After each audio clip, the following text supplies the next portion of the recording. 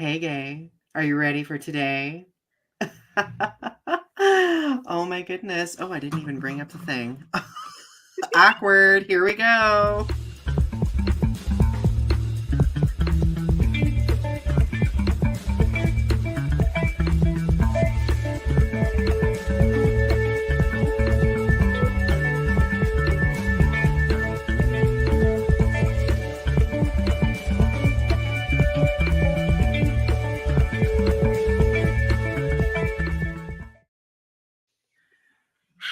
Whew, what a mess. That was a mess of me getting things started tonight. What is going on? I love it. Uh, Hello, everyone. Welcome to episode 154 of Restitching the Tapestry. It's great to see all of you. Hope that you're doing well. I don't know about you, but this week has felt like it has lasted 1,000 years. I don't know how you feel. I feel like it's gone pretty quick. I can't believe it's already Thursday. But I've been really busy. Same. I've just been like, I don't know. I just feel like I blinked and it was Monday, and then I felt like I was trudging through the sands of time between now and then. Were you caught in Dune? I like call me Timothy Chalamet because I was. Oh my goodness. Were If you I like could be, leader of the Fremen? Were you leading your students like the Fremen? Like, come on, we need to go through the war of the if English I could be Department. 1/1000th attractive as Timothy Chalamet, then Oh, I'm not a you were just as attractive as Timothy Chalamet. I'm not a twink anymore. Those days have been long laid to rest. I am now a third stage Pokemon. Are we already getting to today's topic Topic? based on the Not, media? not. Yeah, it's almost like we're signaling it, aren't we? Well, it's good to see everybody. I hope that you're doing well. So I guess how have we been and what have we been up to? Let's start with the Um, usual. well, as you can see, my background is different. I'm house sitting my mom at my mom's house this week. And her house is a wreck because I have been dirtying up the place. So I have to clean the house tomorrow. But I've been taking her dog is around here somewhere. I've been taking care of her dog this week and taking care of her house. And I have to bring the mail. But yeah, I've just been kind of hanging out. I've been sleeping in the basement. She has a guest bedroom that I could sleep in, but that's kind of weird because it's Mhm. my nephew's old room. So I kind of don't like to stay in there because it smells like teenage boy, if you know what I Oh, mean. yeah. So it's just kind of weird. I slept in there one night and I was like, I don't know if I could do this again. So I just slept in the basement because it's much nicer down there. Is it like a finished basement? It's not a finished basement. Well, kinda, yeah. But it's much nicer. It is a little cold, but there's a space heater down there that I just can turn I on and stuff. Ari, I need to know what's on the fridge behind you that says moist and meaty. Oh, that's the dog food. Everybody keeps mentioning. I made videos and people kept mentioning moist and meaty, and I was like, it's dog food for my mom's dog Jack. I'm a child. I can't help it. That's I love it. Well, for me this week it's been like doing a lot of work. It's just been a very busy work week. A lot of meetings. Um I've been trying like I don't know, do you ever have moments where you're like in your house and because you've not like tidied up in like a week or two, you're like I'm living in squalor. Absolutely, that's where I'm at right now. I live in squalor. Like, I spent some time cleaning today because I came to my senses at around noon, and I was like, "I am living in complete squalor right now, like, what is going on?" Like, I need to. Absolutely. Like, I need to take the trash out, I need to do the dishes, I need to fold my laundry, need to, like, sweep up the place. Yep. Oh, Yeah. you disappeared. Oh, it's because my cat is on the table. Hi, Larity. Hilarity. But yeah, beyond that, I've just been, like, going with the flow. I am very excited for this semester to end because like I was just telling Ari in the back room that I definitely need like some creative time, not work related, so I can actually do some of the leisurely writing things and gardening things that I really want to do. So, So does that mean you're taking the summer off? summer off from.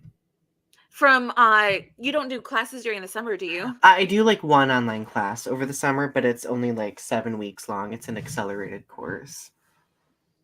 My sister just tried to call me. Not now, sister. I was like, no, decline. She knows what time it is. Absolutely. So, what current events are happening right now? Oh my god. So, I just found out about a because there's been that whole Baltimore like crash Oh, that that bridge. the bridge collapse. We talked about it last week. That the cargo ship crashed into the Baltimore bridge or whatever, and Hmm. like there was like $60 million like advocated for that, but apparently back in January there was a balloon crash in Phoenix, and they just found out that apparently like ketamine was involved with the pilot, and that there was like this huge air balloon crash in Phoenix that I had no idea about, I and don't that remember hearing about that at all. no, yeah, there was this huge hot air balloon crash that happened in Phoenix. And they just found out that there were drugs involved in the pilot's system, and that it was like this huge thing that happened in Phoenix. I'm like, why did we not know about this? Why did social media not inform us that there's all these like weird crashes and things happening I all over don't the know. place? But everybody's talking about the solar eclipse is happening next week too. Oh, are Uh, you gonna watch the solar eclipse? Yes. So in my local area, which is West Michigan, it's gonna happen around from like 2 to like 4 o'clock on the 8th. So you should check what time it's gonna happen in your area. But it's around that time on the 8th. I'm hoping that it's not going to be overcast because it's been raining this last week. So I'm hoping that it's going to be Hmm. like sunny out so we can see like the eclipse happen. Right, yeah. Let me Because tell I will you, be so mad if it's overcast that day. I know. Let me tell you, I need sunlight. Ari, it's been so overcast. It's been so rainy. It's been so rainy. And you know what? I am a pumpkin spice gal. I love me a good, I love rainy weather. I do. I absolutely do. But at this juncture, I need some flicker of serotonin. Damn it. I went to the beach today and there was a little bit of sunshine, but yeah. A, So a, a small suggestion of sunshine. so what's been going on with you?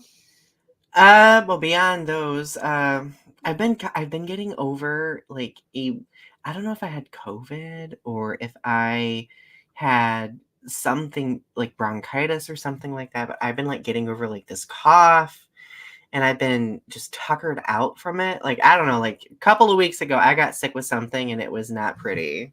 Yeah, you that was pretty intense. Like you were really sick there for a minute. Hmm. I mean, there was an entire day where I was like bedridden, and I don't normally get that sick. Like, Yeah. normally I might be down half a day, and then I'm like up totting around being like, la la la la la. I'm telling Mhm. you. I really think that it probably was it could have been COVID because do you still have a cough? Yeah, I do. It's not like bad or anything, but it's just like annoying. I mean, and the other day, like this past week, I lost my voice numerous times while like in the middle of a class. And I'm Wow. just like, that's not normal. Like that's. That's But granted, with COVID, with bronchitis, or whatever it is, sometimes those take like 2 to 3 weeks to fully like. I don't know. So for me, like seriously, like last December, I got sick because my sister came up from Texas and everybody at her resort was getting COVID. And I think she gave me COVID and I was still I was still literally coughing probably like last month. It was like seriously Wow. like a couple months worth of just still like and like still now like I still have like respiratory issues. Wow. So, I mean, it's like it's bad. Like it I would say that like I still haven't quite fully recovered. COVID is scary. Isn't it wild to think that it's been 4 years I since that know. whole thing started? Yeah, and the thing about it was is I tried to get vaccinated with the newest COVID vaccine, last September when I got my flu vaccine, and they were out of the vaccines, and, like, I wasn't able to get the newest vaccine of the COVID virus, and so Mm. I was really mad when I got sick because I was like, I this could have been prevented. Right, yeah. But Well, that's unfortunate. but apparently my mom thinks that it wasn't COVID, that it was just a cold, but, like, she's saying she's saying that I didn't have it, but, like, my doctor thinks that I might have had it, but Mhm. nobody gave me a full test. Ah, the human body. The human body. I know.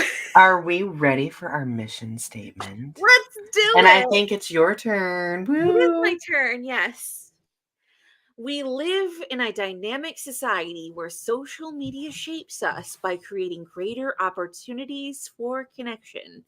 It has led to a developing understanding of the adversity many marginalized communities face, the power causing the adversity, and those who act as bystanders as atrocities take place in real time. Our goal with this show is to make connections and have challenging conversations about social topics, current events, pop culture, and art. Together, let's weave the threads of understanding with what privilege we have in order to learn, educate, and create in a world that's growing. Bam. Bam. Bam. So, we got another gay topic tonight, everybody. I hope that you're excited about that. Even though it's not Pride Month, we're still going to have a gay topic tonight. Yay. So, tonight's topic is LGBTQ plus gays. Gays. Gay bracket in media. So we talked about we've talked about representation in other contexts, right? And we wanted to talk a little bit about like LGBTQ plus representation in media a bit because it's been a while since we've actually had a conversation. I don't think we've really had one this season yet, if memory serves me correctly. We have not. So I guess the first question would be, who is someone significant that you watch that's LGBTQ plus in the media? So my favorite YouTuber that I watch, that besides you, Donnie, Uh, I love watching Zachary Michael. And he is non-binary, and he's gay. And I just love watching him because he talks about Amberlyn Reed. She's also gay. But I love watching him talk about Amberlyn Reed and other girl world people. And I just he's so sassy, he's so fun, and he's just kind of like he's just one of my favorite YouTubers. so sassy. Oh, look, we have some people on here. Arpy's here. Arpy says every month is Pride Month. Tiffany Gray is here. Hello, Tiffany. Can you imagine how pissed people would get if every month was Pride Month to us? Oh my god. Well, it's good to see both of you. Hope that you're both doing well. Um, interesting. I'm really thinking about it. I don't know if I watch a lot of LGBTQ plus YouTubers anymore. Tiffany loves your accent when you say sassy. Sassy. Oh, I'm glad that I'm considered one of your favorites, Arby. And I do know who Noah is as well, yes. Um, I watched Jesse Gender, who is a Star Trek content creator who is LGBTQ plus. But beyond that, like I remember like in the early to mid 2010s, I used to watch a lot of LGBTQ plus YouTubers. Like I used to watch like I don't know if you remember Tyler Oakley, Joey Graceffa. I'm blanking on the other one. There's another one. Connor Connor oh, I can't remember Connor's last name.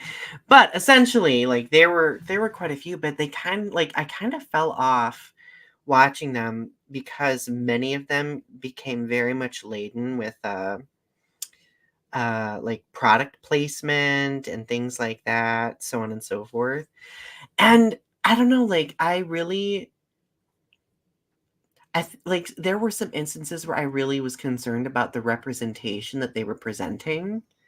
But that's a whole nother conversation we could have later in the episode. So yes, RB, that's Connor Fronta, that's who I was thinking about. There's Yes. there's a couple LGBTQ plus. There's some TikToker kind of guys that I watch that they do this like running dance that I like watching. And I follow them. They're a couple from Iowa that I watch. I don't know their names. But they did that song. Um it was really viral last year. It was like, "Hello Christ, I'm about to sin again." And they like dressed up like Mario and stuff. Oh, I know who you're talking about. I can't remember their names either, but I follow them also. But I watch them. Um I also follow this I follow BookTube, and there's a couple gay BookTubers that I watch. I think his name is Jesse Reads Books. Mm. I think he's gay. And there's also another guy. I can't remember his name. I think he's gay as well. But I watch a lot of. I just end up kind of watching gay BookTubers, and they're just amazing. RP says, also, I watch Evan Edinger and not Corey. And then Tiffany says, I miss old YouTube, early to mid 2010s. I miss old YouTube also. Do you remember, Ari, when we could do video replies to people? Some days I just wish they would. Someday they'll bring it back. I know Why they did they will. get rid of it? Like that was like such a good feature. And if you Because were lucky and because you people got used it to bully each other. well, I mean, if you were lucky and you got your video featured at the beginning or at the top, you would get a crap ton of like You can views. they brought back the video reply feature for shorts. You can do video replies for you can reply to comments with shorts. Oh, right. Because YouTube's trying to compete with TikTok, that's why. Right, but you can do it up to 60 seconds for comments, but not video replies. Hmm. Yeah, RP says I miss being able to like message people. Yeah, oh yeah, you could message people on YouTube also. I forgot about that.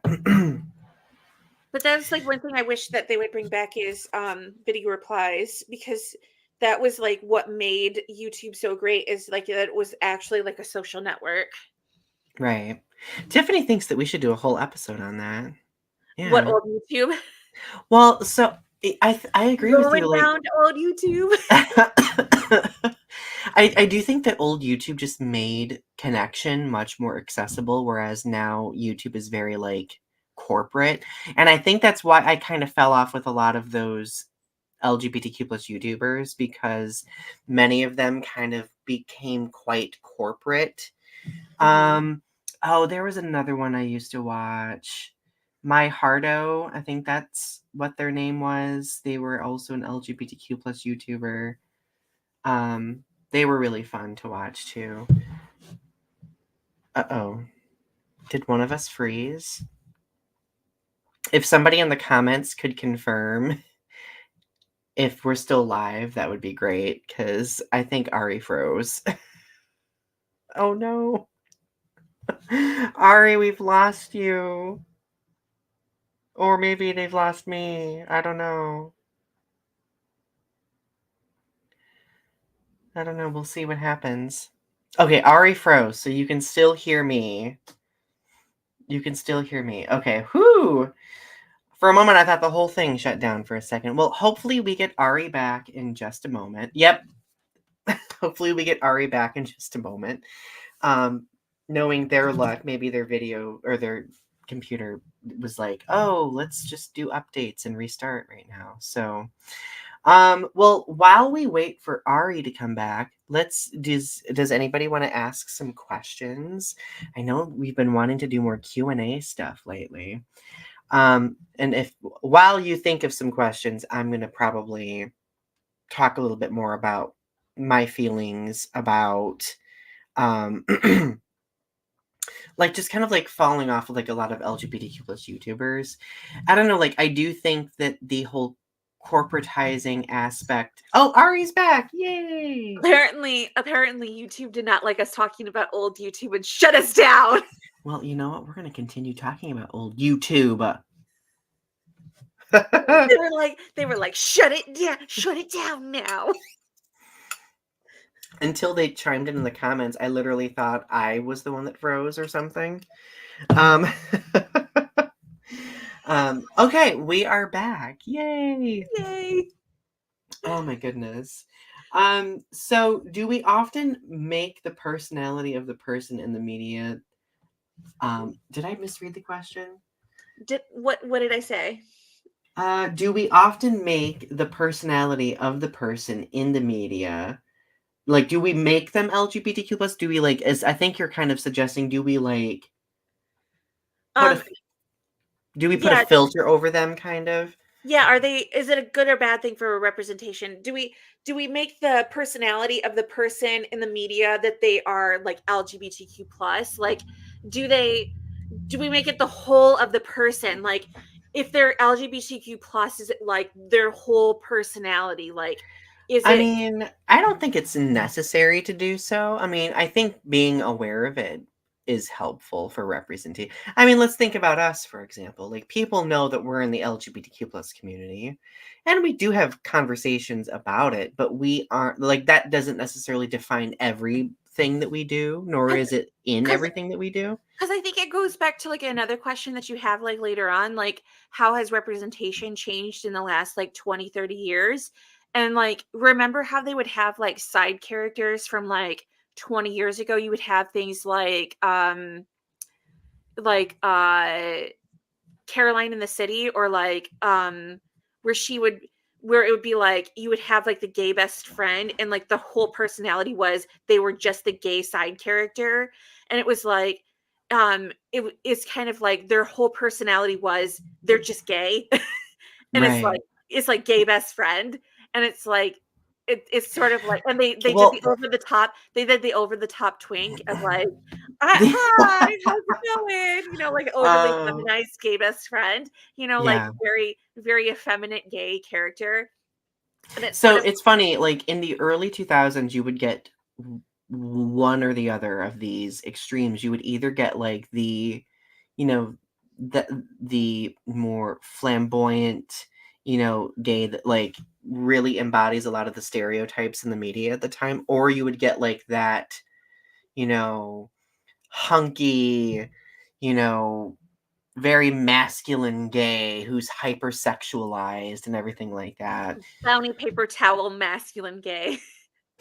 Well, like I was thinking of the show Queer as Folk, for example, and I Yeah. don't.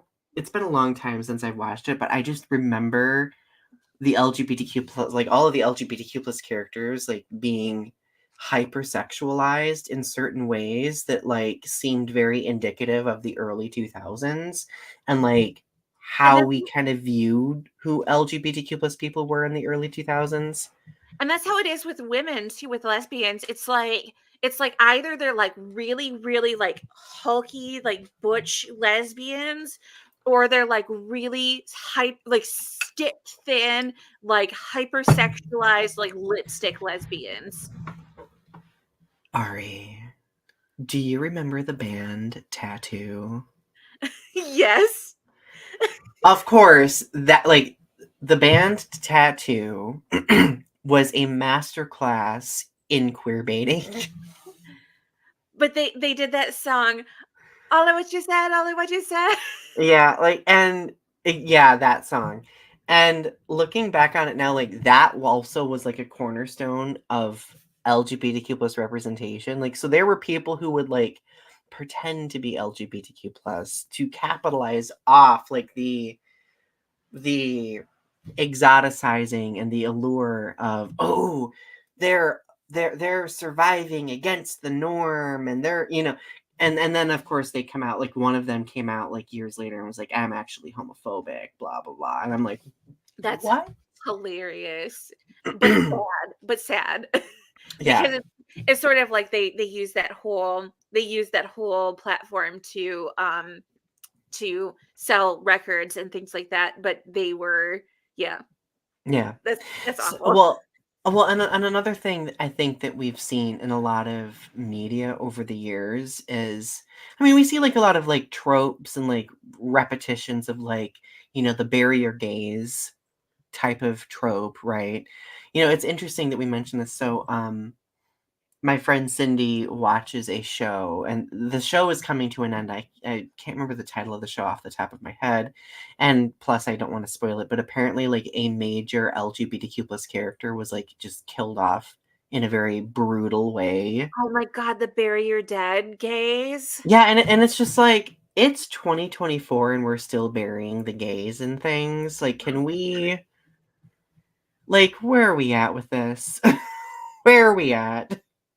I mean, I guess like that's such a like, historical thing, like that we kill off gay characters and like that's like that gay characters are not safe.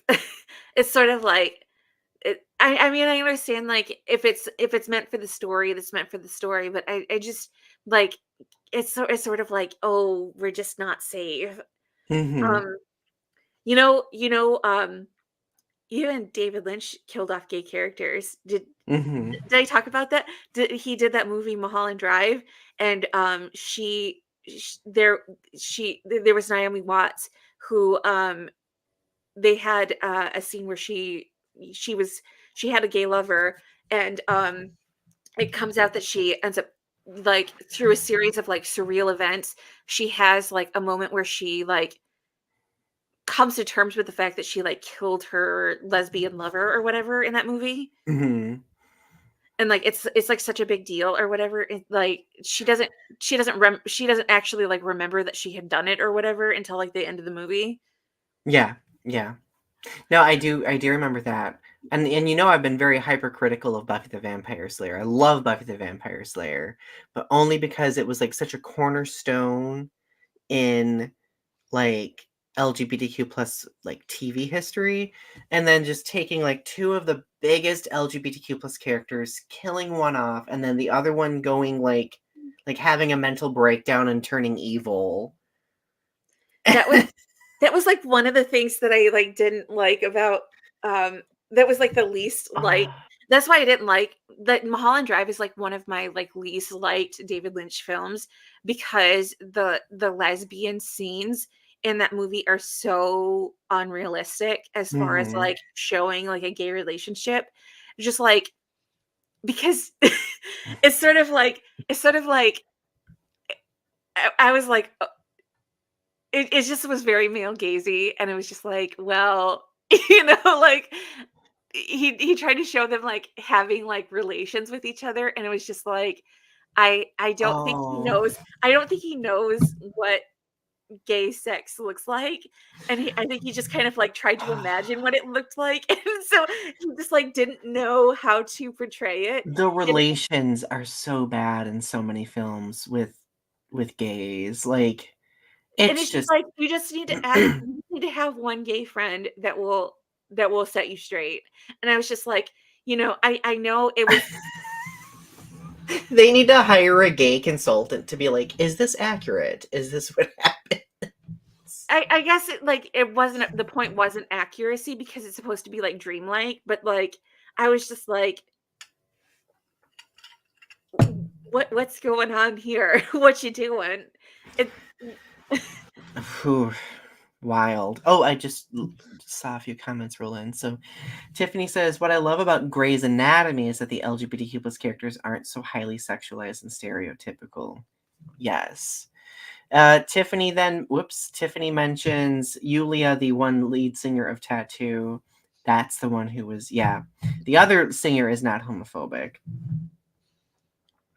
Let's see. Tiffany says there was a Lifetime movie that killed off a gay character, but it was part of the story, and it was based on Prayers for Bobby. Yes. So obviously, it's not to say that like LGBTQ plus characters can't go through developments or even die and things, right? However, it's the way that it's gone. Like it's the way that it's done, like Buffy the Vampire Slayer, Willow and Tara.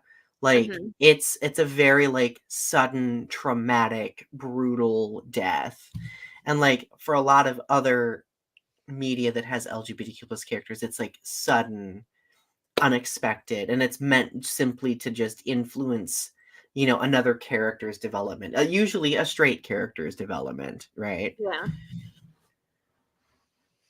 I could go on and on about that. So, do you often seek out people that are specifically LGBTQ plus, like characters or personalities? Do you often advocate for characters in shows and movies that are, and do you go and watch something specifically because there is a gay character in it? When I know there's gay representation somewhere, I am immediately drawn to it. I don't necessarily like seek out gay characters, but I am excited when there are gay characters in it. I think the last thing that I watched that or the thing that I was like really excited about that I heard that there was gay representation in was Our Flag Means Death. Mhm. That there was like a gay kiss, and I was like really excited about that. And I was like, I gotta watch that show. And I keep going, I gotta watch that show because I heard that there was like a gay relationship and like it was actually like a really good show. But the thing that was like turning me off to it is that the thing about it is you get the fandoms for these shows, and it's a bunch of like women who sexualize the characters. Um Mhm. because I wanted to watch Good Omens, and the thing about it is that there's a lot of like women around Good Omens that like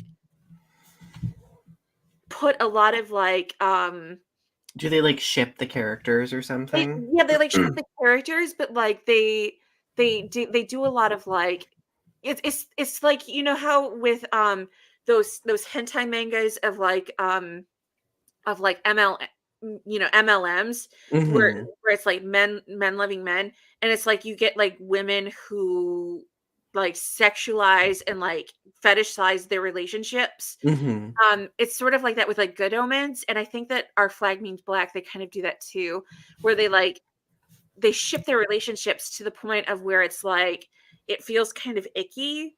And so it's hard to like Yeah. enjoy that media where you're kind of like advocating for those relationships while at the same time like people Yeah, I go think there's a healthy way to ship characters, right? But I also think there's, like, a threshold that gets crossed too, like, because where it becomes so oversaturated when it comes to, like, the more sexual side of things that, like, you lose light of the characters actually being 2 human beings, right?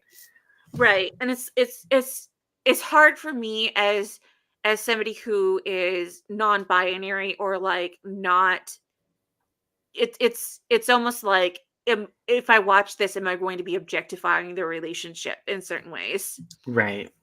No, absolutely. I agree with you completely. RP says, I am all for queer, blah, blah, blah, queer representation. Tiffany says, one of the stories I wrote has 2 LGBTQ plus characters in it. Love that. And then RP asks, what are your thoughts on Santana from Glee? Oh, I could have so many. Oh, Glee. Glee was such a problematic show. Glee. So I do appreciate many aspects of Glee. However, looking back on it, there are some things in Glee that have not aged very well. But I will say that Glee, the relationship between Kurt and Blaine, like when I was in college watching Glee, that was one of my first distinct instances of witnessing LGBTQ plus representation in TV that I remember crying that they kissed. I Oh, remember I was like, oh, they're singing to each other and they love each other and ooh, I'm gonna go write a romantic sad poem about my lonely longing. no, I knew nobody who was into Glee when I was in college, so I never Well, got you in. knew me, I was just quiet about it. See, that's the thing. Nobody I knew was nobody was talking to me about Glee, so I never got into Glee. Like my family was like a lost family. My family was into like ABC shows and like watching ABC stuff. So like nobody ever talked to me about like Glee. So I never got into it because it was like something that and like I was watching a bunch of YouTube, so like I wasn't watching, I that's the thing, like I don't watch television. I don't like Right. when I my mom I'm watching my mom's house right now and she's like, have you watched any TV? And I'm like, I've been reading books. So hipster. I've been reading books. But my books have had gay characters in it, I suppose. That's valid. Does You know, that's Beowulf valid. does Beowulf count as gay characters? We can ship Beowulf as a gay character. No, so Tiffany says, I love Kurt. He's so sweet and his voice made me cry. So yeah, when it comes to so I do think that Glee was pretty monumental with LGBTQ plus representation. Do I like what they did with the LGBTQ plus characters all the time?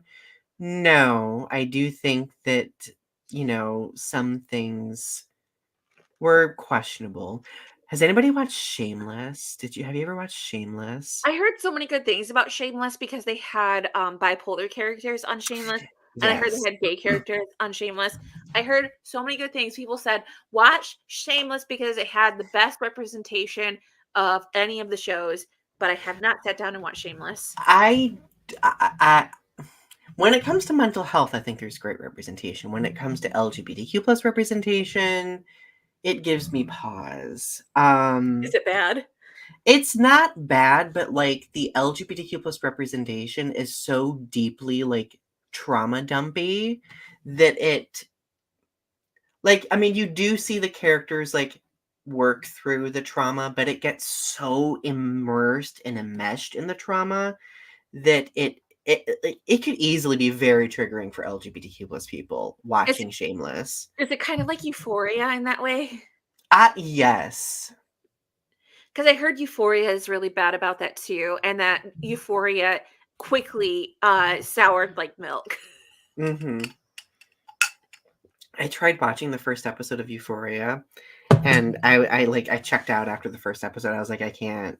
And then Lacey, I watched most of Shameless with Lacey when I lived with her, and like Yeah. there were moments where I really enjoyed it, but then there were moments where I was just like, ooh, It's one of ooh. those shows where you're just like, "Do I really wanna put myself through this?" Because I watched the first episode of Euphoria too, and I was like, "It's not good.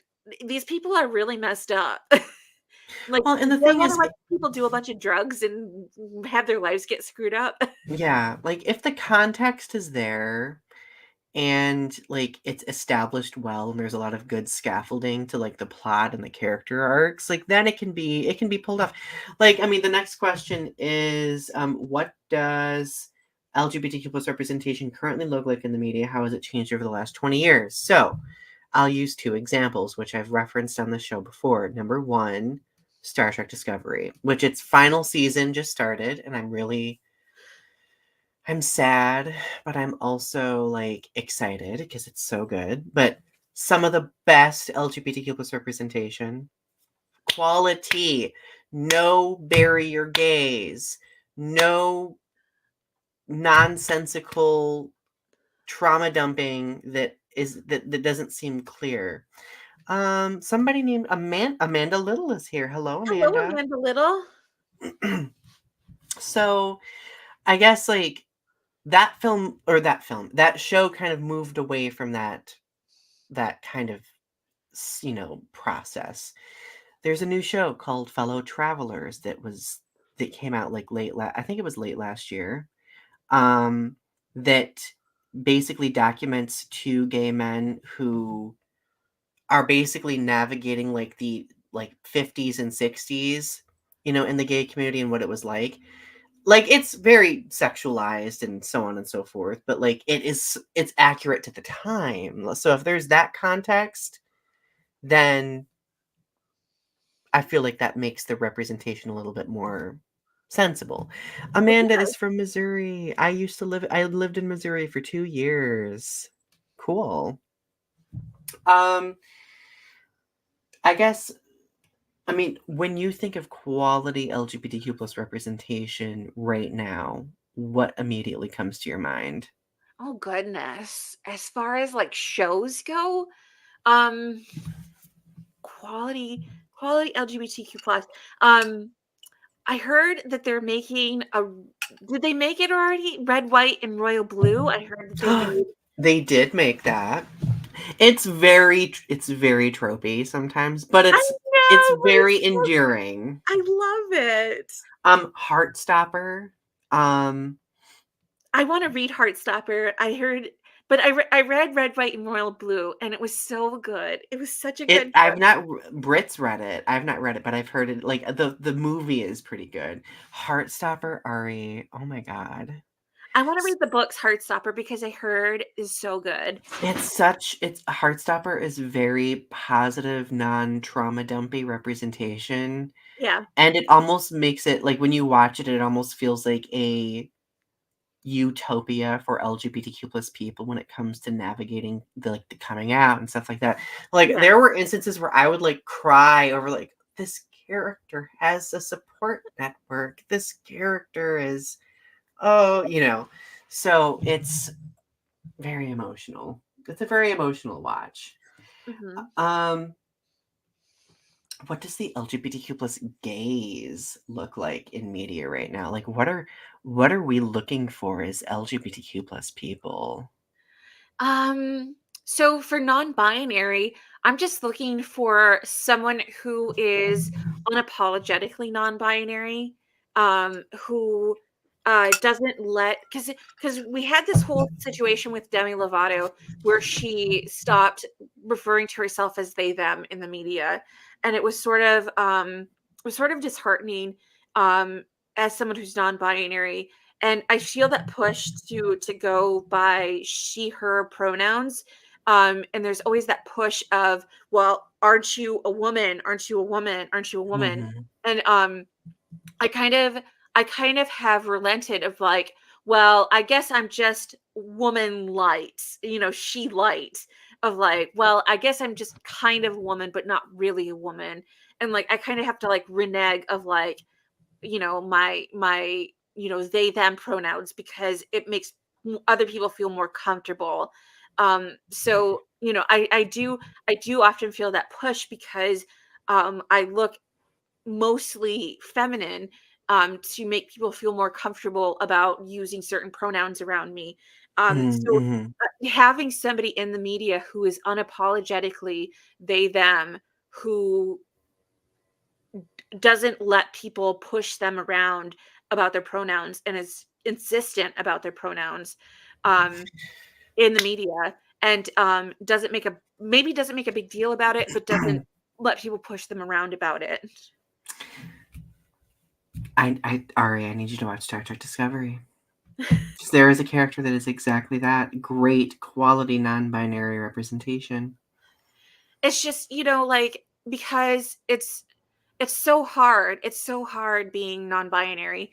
Um, and like people are always like denying being non-binary, like that it's not a struggle, like, and that it's like that it's made up struggles, that it's like that it's some kind of like, thing you know that you can make up a struggle too by claiming they them pronouns, and like that you can decide whether or not, like it's like fake discrimination or whatever, or like and it's like, it's really depressing. 'Cause it's like, these, Yes, I can only imagine. I'm trying to find a specific quote. So, there's an author coming to our campus called Skylar Baylor, and he is a trans educator and activist. So I've been facilitating a book group, and this book titled "He, She, They: How We Talk About Gender and Why It Matters" is extremely educational, especially for allies regarding like the trans experience. And there's like a specific quote that I think illustrates um, the LGBTQ plus experience. Cisgender children, and this is strictly talking in the context of children, this says, quote, cisgender children are trusted to know their gender from birth. Trans children, or I would also argue non binary children, deserve the same self-actualization, autonomy, and dignity, though they are seldom given that because they constantly are expected to prove their identity, Yeah. often at their own expense, but for the benefit of cis people, right? Right, and it's like we're not, as somebody who's like, it's like I don't feel like I fit into certain gender categories. I always feel like I'm not quite a woman, I'm not quite a man. And so like I do things that like co-opt in between, and they're like, but there are only two sexes, and it's like, but gender isn't sex. And they're like, but but and it like it breaks people's brains when you tell them that, because they're like, but binary. It's everything is binary. And it's like it's not binary. Like things are not binary. And like Hmm. I'm like, I don't quite feel like one and I don't quite feel like the other. And it's like, although I fall more on the spectrum towards one, I don't feel like either of the two. Hmm. And it, Well, it's because there's so much conditioning teaching people like, oh, that everything distinctly must be a binary, and otherwise if it's not, then it's considered divergent, or you know, so on and so forth. it's just people don't want the world to be complicated. They want it to be simple and digestible because they want they want you to fit into a certain box so they can market to you, and Hmm. they want you to be able to be bought and sold in certain ways. And so when you fit into a third box, or a box that's like different, because when they can fit you into marketable boxes, then they can like categorize you, and then they can market to you, and then they can, but when you fit, but when there's so many people who fit into this third category of they, of other, then it's Hmm. harder to market to you, and it's harder to, and when you're, that's why they don't like that's why like capitalism doesn't like trans people, and that's why mark capitalism didn't like gay people for the longest time, is because they didn't think that they had money, or they didn't think that they had, you know, but then Hmm. but then they found out that gay people actually do have money, because gay people are white men.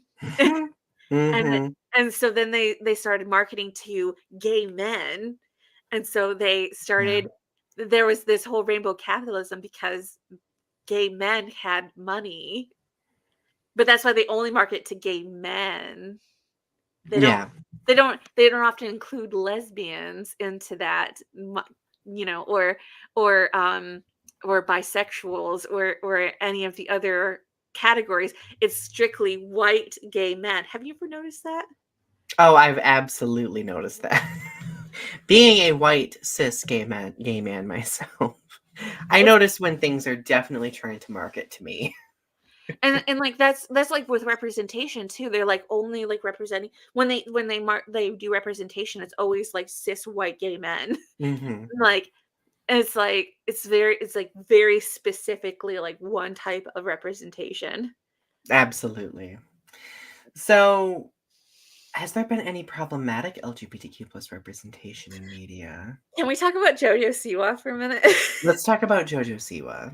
So like Jojo Siwa has been like, I've been seeing like a few YouTubers like talking about Jojo Siwa, about like how problematic she is, because she has because the early days of YouTube, she got involved with people like Larity. Stop that. He's being a ruckus.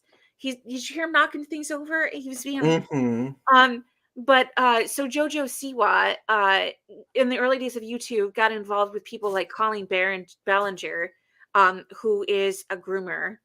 And so there's some contention of whether or not she groomed Jojo Siwa, or got involved with Jojo Siwa in that way. But she was defending, with these allegations, defending Colleen Ballinger recently. And so it's a little bit icky the way that Jojo Siwa is, and the way that she like treats certain people and treats certain situations. Hmm. And she's not exactly like the greatest person to be online. That she because she does these like dance groups and stuff, and like she kind of doesn't do like she's not a very appropriate like she's not very good as a person. Yeah.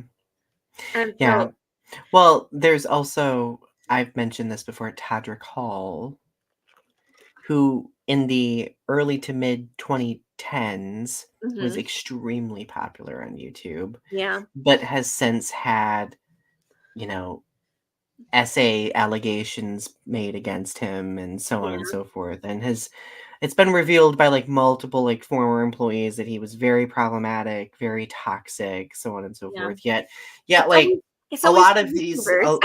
well, a lot of these people are also still given a platform, and it's just like, "Oh, okay." I mean, are we really surprised, though, considering someone who used to lead us, who is very problematic, still has a platform? Oh my god, this goes back to our cancel culture episode. Remember our cancel culture episode that we did so long ago? I do remember, that was last season, wasn't it? I think it was. No, Ooh, that was all the way back in, like, the 2nd season. was it that long ago? It was quite a while ago. This We did this cancel culture episode, like, it was either the 1st or the 2nd season. We did this, like, quite a while ago, where we talked about cancel culture because we talked about how it's almost impossible to cancel somebody, and, we talked about people like Onision, and Oh, I do then remember. we talked about James Charles and Onision, and like, look, Colleen we have Colleen Berringer, Jojo Siwa, we have Tiffany said Shane, I forgot about Shane Dawson. Shane Dawson just had kids too, and Shane Dawson and James Charles are both extremely problematic LGBTQ plus that's what I'm people. talking about, like, they don't get canceled. But, like, if you like, James Charles has an insane amount of followers on TikTok. And that's what Like, I'm there are still saying. so many people who just feed these creators, right? And they didn't James Charles say, like, some really problematic stuff about, like, trans people? James Charles has been saying problematic stuff since day since day one about a whole variety of different things. Troye Sivan, yes, I do like Troye Sivan. I don't think Troye Sivan's problematic. I think Troye Sivan's had some pretty good representation. Has been good representation. Oh wow, I forgot about. I don't know how I forgot about Shane Dawson.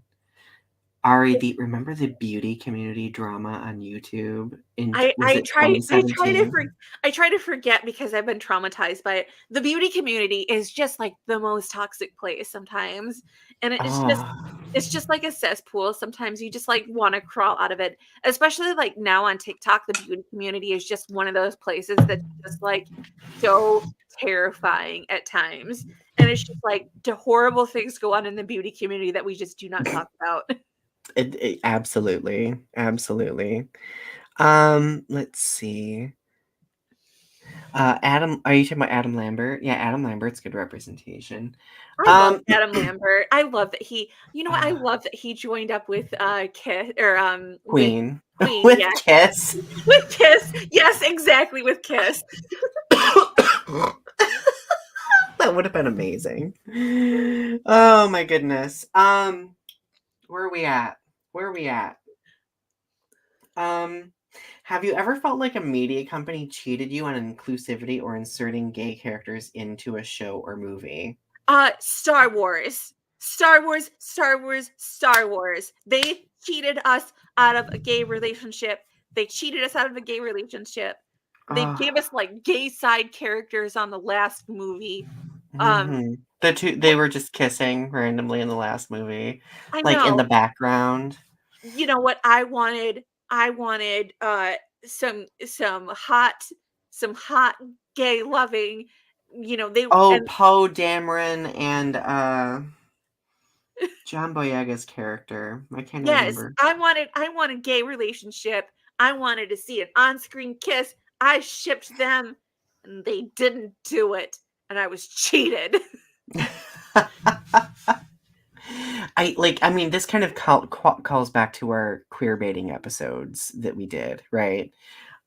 Because I do think that some films like Star Wars will like give you the indication that like, ooh, there's something there but they don't go for it. It's just like, oh, wink, wink, nudge, nudge. It was worse than Sherlock, the way that they teased it.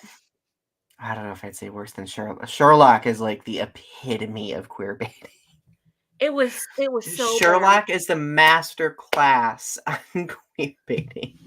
It was pretty bad though. They teased it for like 2 movies, and they Yeah. kept talking about it.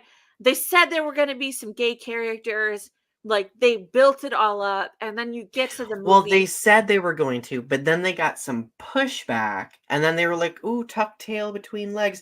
Actually, that leads me to another question. With recent shifts in streaming media, with certain shows ending, Star Trek Discovery, do you feel that some production companies or studios are shifting away from inclusivity because they've gotten We've pushback? we've talked about this before with, eh I quoted a news article before that, that that m media outlets, that studios said that, they're hedging their bets, and that inclusivity, they were treating it like a fad, that it was something that was only Hmm. around for, like, a little while, and that they were always appeasing the white cis male audience. Yeah, I do remember that. I think it was during the LGBTQ plus baiting episode that we talked about that. Um, but no, like I do think that because so there has been a lot of concern in the LGBTQ plus Star Trek fan community about like Star Trek Discovery is ending. It is like literally at the forefront of LGBTQ plus representation, like award winning LGBTQ plus representation. Another Star Trek series retconned an LGBTQ plus character and basically made their relationship mysteriously disappear in a new season.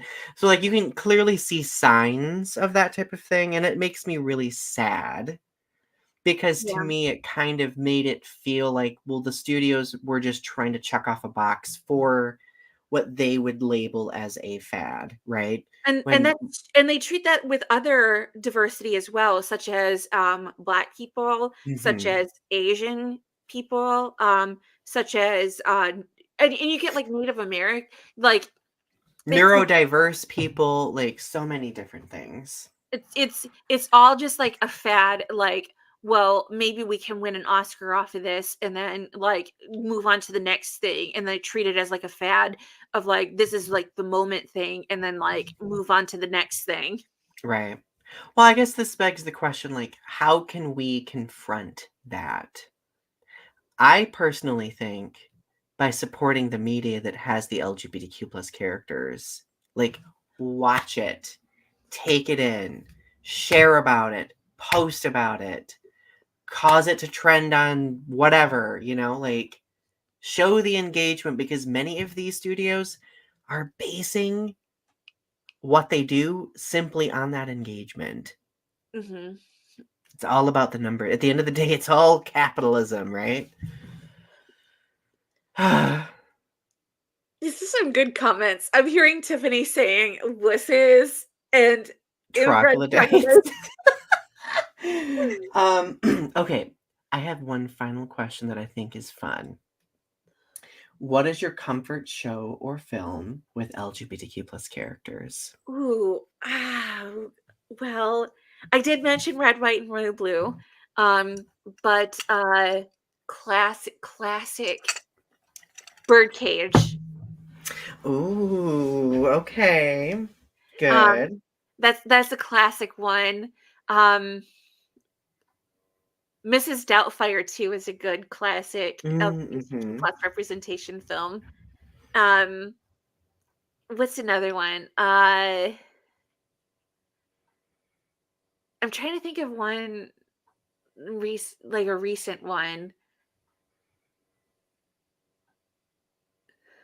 Oh, a film. Let me think. I mean, the Red, Bright, Royal Blue film's good too. Like that's good Rent. Rent representation. is Rent is a really good one too. Ooh, Rent. Oh my God, Rent. How have we? What is wrong with us that we've not mentioned Rent yet? I love Rent. I do love Rent as well. I could watch I could I think I watch Rent probably, like, once every 3 or 4 years, but every time I watch it, I cry every I time. think we watch it once a year, and we watch it around Christmas, and we cry all the time. And that's probably why I love Star Trek Discovery so much, is because there are actual cast members from Rent in Star Trek Discovery. Do you watch the musical episode of Star Trek? Oh, yeah. Am I Yeah. gay? Am I a homosexual? Of Yes. course I watched the musical episode of Star Trek Strange New Worlds. Daddy Spock singing? That's representation. That's representation. Musicals by default are just representation. I just went on a tangent. I love it. Well, because I've mentioned it 5,000 times, we all know what my comfort LGBTQ plus show is, so I'll sa- I'll save you from from hearing it again. I ship, Captain Kirk and Spock from the original Star Trek, um, during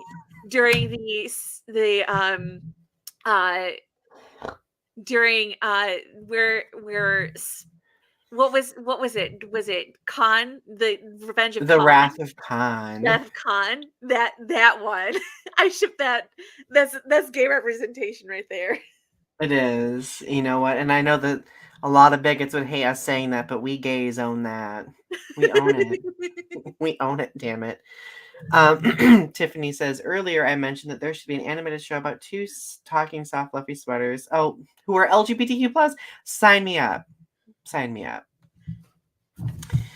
Uh at the end of the day, LGBTQ plus representation is so important. It's so important.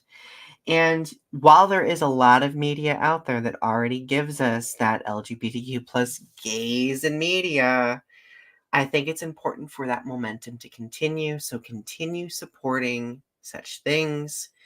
Tweet about it on social media, share it, all of that jazz. What are your parting words for the evening, Ari? We're here, we're queer, watch the media.